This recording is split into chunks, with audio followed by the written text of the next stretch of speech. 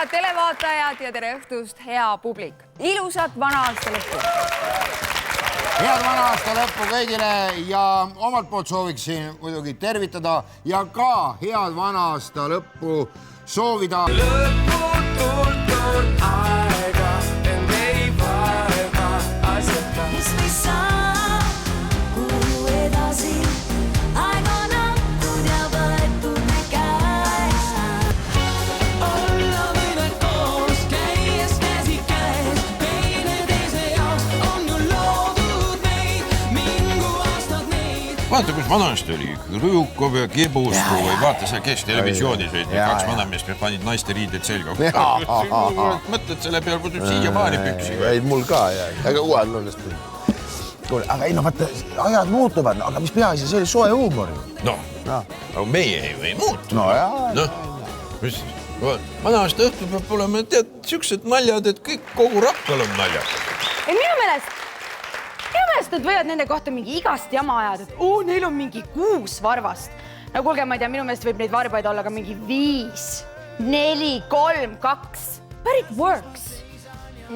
Kata, kuule, kas uus aasta oli ära praegu või? Ja tead, mis ma olen viimasel ajal mõelnud või? Midagi selles on, et Läti meestel on lihtsalt nii ilusad nimed. Kuula, Jaaniš, Kaspar, Madar.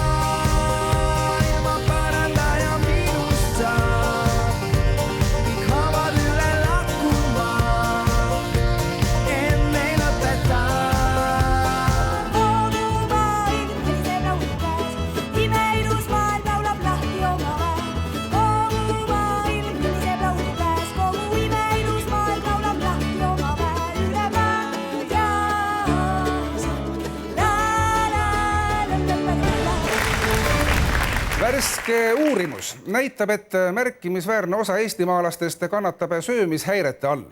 Sööks hea meelega regulaarselt, aga raha ei ole.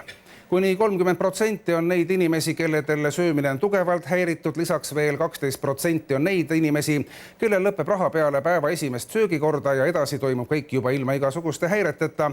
Lisaks söömishäiretele on 37% inimestel ka riietumishäire ning 74% inimesi kannatab luksuskaupade häire all.